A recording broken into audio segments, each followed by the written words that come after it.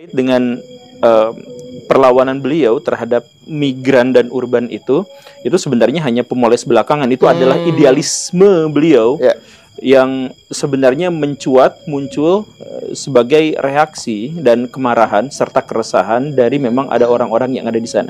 Tapi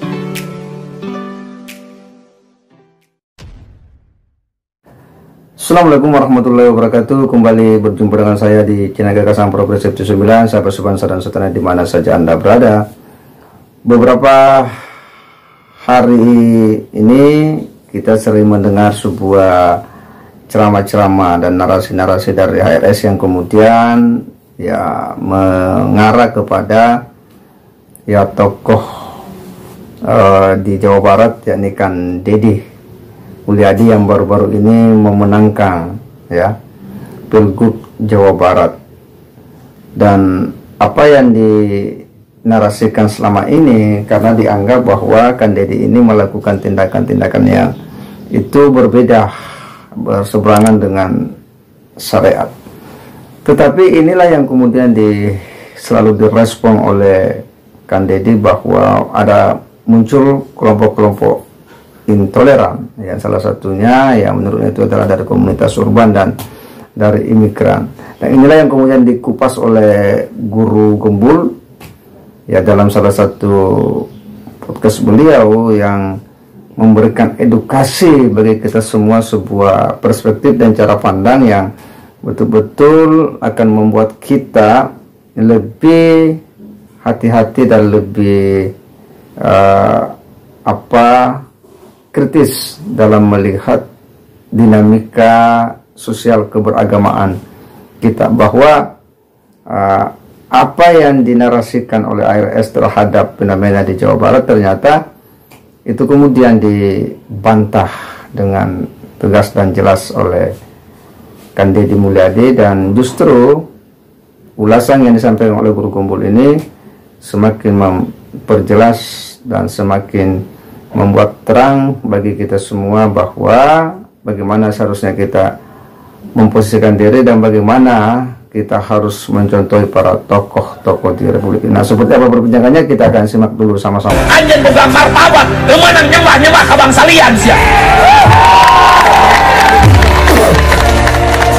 Namun anjen nyembah-nyembah ke bangsa lian, jati kasih dikujunti, letik legit ciri ilang cara nu aya ugur bugangna, siang ulah ke bangsa dengen, jadi kekeset bangsa dengen. Kemudian orang lain datang dari negara lain ke sini, tiap hari membanggakan leluhurnya, tiap hari bercerita keunggulan leluhurnya, tiap hari kita harus mendengarkan riwayat-riwayat leluhurnya. Setelah itu kita bermahabbah pada mereka, menghormati mereka, mendewa-dewakan mereka, dan kita menganggap diri kita lebih rendah dari mereka. Dan tak terasa domba kita kirim, uang kita kirim untuk mendapatkan air putih agar kita usahanya lancar. Kita keluarkan uang demi mereka. Dan kita semakin direndahkan martabatnya sebagai suku dan sebagai bangsa, padahal mereka makan setiap hari dari kita. Cerita-cerita dalam setiap hari yang kita dengarkan adalah cerita hebatnya leluhurnya orang lain, solehnya leluhurnya orang lain. Dan saya katakan, leluhur kita lebih soleh dibanding leluhur mereka, leluhur kita lebih baik dibanding leluhur mereka, leluhur kita lebih beradab dibanding leluhur mereka, leluhur kita lebih dekat dengan Hyang Tunggal, dengan Allah Subhanahu wa Ta'ala dibanding leluhur. Ini tentang fenomena Kang Deddy Mulyadi nih.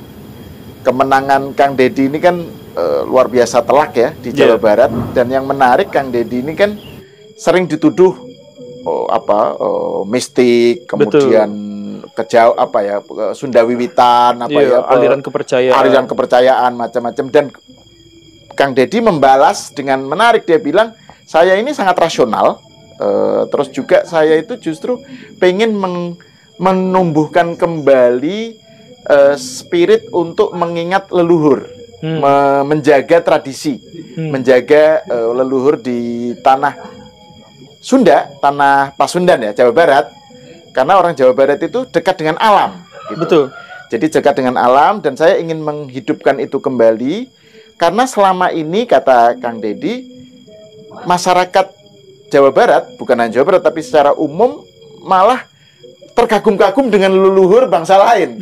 Nah, gitu.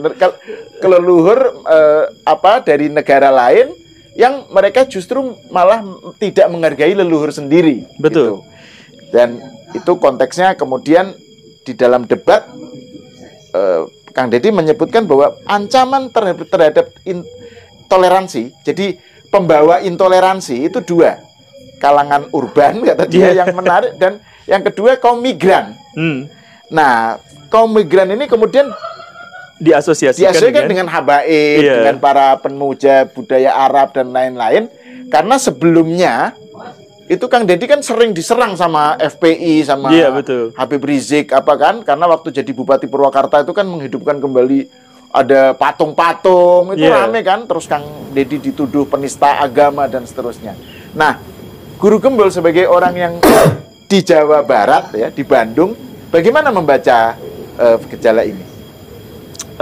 Saya pikir Pak Deddy itu menang bukan gara-gara membawa aliran itu, tetapi karena beliau memang sudah sangat populer dan kredibilitasnya diakui, dan banyak orang yang sudah melihat kinerjanya. Ya, plus minusnya tentu saja ada, tetapi setidak-tidaknya beliau sudah memiliki sebuah reputasi.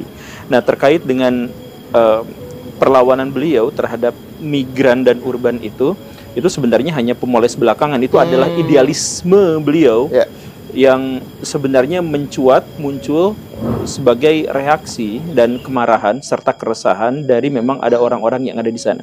Tapi dalam pikiran saya gini Pak, budaya itu tidak ada yang buruk, budaya itu tidak ada yang jelek. Jadi budaya gurun itu ya tentu saja tidak buruk, budaya tropis juga tidak jelek. Karena sebenarnya budaya itu adalah hasil akumulasi manusia terhadap reaksi mereka terhadap tantangan alam dan tantangan sosial. Jadi ketika misalkan yang paling sederhana dan paling bisa dijelaskan itu adalah kenapa orang-orang Arab itu pakai sorban? Ya karena mereka panas, jadi topi mereka harus tebal. Sesederhana itu. Dan pasir, dan pasir, untuk melindungi pasir kena mata, betul. Gitu kan. Maka ketika misalkan kita menghubungkan itu, ya sudah cukup saja. Nah, kenapa misalkan masyarakat Nusantara itu senang sama klinik, sedikit-sedikit hantu, sedikit-sedikit hantu? Ya bayangkan ketika kita hidup di tengah-tengah hutan belantara yang gelap, yang pada masa lampau itu tidak ada cahaya yang memadai, kemudian rimbun, kemudian banyak suara-suara, di tengah malam ada tiba-tiba dua pasang mata yang menyala dan menyorot kepada kita. Itu menciptakan fantasi-fantasi dan imajinasi tentang betapa mengerikannya itu, dan kemudian ketika kita tidak tahu ya akhirnya memunculkan hantu begini dan begitu kan. Jadi kebudayaan itu gak jadi masalah. Yang jadi masalah itu adalah ketika budaya di satu tempat dipaksakan bahwa sebagai kebudayaan benar yang universal, kemudian disuruh masuk kepada budaya yang lain yang dianggap sebagai budaya lokal yang tercela gitu. Nah, narasi yang berkembang itu kan pada akhirnya begitu. Kita tidak sama sekali kita tidak menjelekkan tradisi Arab. Tapi ketika misalkan tradisi Arab itu yang berlatar di gurun kemudian dimasukkan ke dalam tradisi kita yang sangat tropis ini, maka ini menjadi sebuah masalah besar, akan menghasilkan resistensi yang kuat. Contohnya beginilah. Salah satu wujud dari kebudayaan di Timur Tengah atau di budaya gurun lah ya, budaya gurun itu adalah budaya berpikir biner. Kalau tidak A pasti B, kalau tidak gemuk pasti kurus, kalau tidak tinggi pasti pendek, kalau tidak hitam ya putih. Maka banyak orang-orang yang berasal dari Timur Tengah itu ketika mencoba menafsirkan dan menganalisis sesuatu, tafsiran dan analisis mereka ya cuma sangat sederhana, hanya dua itu. Mereka sering mengatakan, bagi saya itu yang benar pasti benar, yang salah pasti salah, tidak ada abu-abu di tengah-tengahnya. Karena mereka berpikir kalau tidak hitam, kalau tidak putih pasti abu-abu. Mereka tidak bisa mengabstraksikan warna lain. Mereka tidak tahu warna hijau, warna putih dan sebagainya. Karena mereka berpikirnya ya kalau tidak hitam putih ya abu-abu, udah titik aja di situ. Pikiran itu ketika masuk ke Nusantara yang beraneka ragam budayanya, kulturnya, cara mereka memahami dunia dan sebagainya, dimasukkan ke dalam Nusantara yang beraneka ragam seperti ini, akhirnya menjadi sebuah ancaman bagi keberagaman. Sejak zaman dulu kita hidup misalkan, kita hidup berdampingan dan relatif tidak ada sesuatu yang bisa memecah belah kita. Kita baik-baik saja. Tapi kemudian ketika ada orang yang mengklaim bahwa kami satu-satunya yang benar, kami satu-satunya yang sakral, kami yang satu-satunya yang suci dan sebagainya, yang lain jelek semua, kemudian dipaksakan kepada cara interpretasi terhadap itu, yang lain salah semua. Nah, inilah yang mengancam keanekaragaman di Nusantara ini. Saya selalu memahami agama Islam, pikiran saya pribadi, saya beriman bahwa agama Islam itu tidak berasal dari produk kebudayaan, tapi berasal dari wahyu ilahi. Itu kepercayaan saya secara pribadi.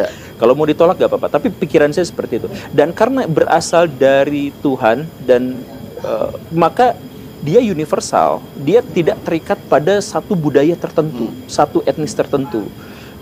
Karena itu maka dia akan selaras dengan orang-orang Sunda, dia selaras dengan orang-orang Jawa, dia selaras dengan tradisi orang-orang Arab, dia selaras dengan tradisi Eropa. Tergantung bagaimana cara menafsirkan mereka. Ya silakan aja tafsirkan berdasarkan urf masing-masing, berdasarkan dengan kebudayaan dan adat masing-masing. Ya silakan. Nah, gak jadi masalah. Yang jadi masalah adalah orang Timur Tengah, misalkan ada segelintir di antara mereka yang maaf ya, berlatar budaya Timur Tengah, kemudian datang dan menganggap bahwa tradisi mereka itu lebih Islami. Bahkan misalkan menciumi kaki Habib, itu Islami. Padahal kan itu sama sekali tidak Islami. Islami itu sangat egaliter. Nabi dan para sahabat duduk sama rendah, berdiri sama tinggi, dan Nabi bisa dikritik, Nabi bisa dikoreksi. Bahkan banyak para sahabat yang mencoba untuk mengkoreksi. Walaupun para sahabat biasanya bertanya dulu, ini pendapat pribadi Nabi atau wahyu ilahi? Kalau pendapat pribadi Nabi, koreksi sama-sama, gitu kan, banyak di antara kita kebanjiran data soal itu. Nah, karena Nabi bersifat egaliter, kemudian ada masyarakat Arab yang sebenarnya malah cium tangan, cium kaki yang secara berlebihan seperti itu kan sebenarnya bukan tradisi Islam. Itu adalah tradisi jahiliyah, atau setidaknya tradisi Persia jahiliyah. Nah, karena itu, tapi mereka menganggap bahwa tradisi Arab itu diasosiasikan dengan tradisi Islam. Jadi mereka membawa ke sini itu, ini Islam tuh gini loh. Dibenturkanlah dengan tradisi Sunda, dibenturkanlah dengan tradisi yang macam-macam itu, sehingga sekarang itu mulai muncul resistensi, dan pada akhirnya pemberontakan orang-orang lokal Nusantara terhadap tradisi Arab itu menguat di Nusantara itu. Nah, Pak Dedi itu adalah Muslim yang taat. Saya meyakini sepenuhnya. Jadi beliau itu adalah seorang Muslim, cuman cara beliau untuk menafsirkan kan agama yang ilahiyah itu tidak bisa ditafsirkan oleh manusia kecuali dengan kultur tertentu. Itu kan terlalu abstrak. Kita enggak. Ya, jadi misalkan bahasa Tuhan itu ketika dia masuk ke dalam bahasa manusia dia akan distorsif. Ya, itu adalah keniscayaan gitu. Nah, karena itu ya sebenarnya ketika masuk ke dalam tradisi Arab itu juga ada distorsi, kepada masuk ke dalam tradisi Sunda juga distorsi, masuk ya tidak apa-apa, kita mencapai kebenaran sesuai dengan apa yang paling mungkin kita mampu, tanpa kita harus mencela tradisi dan tafsiran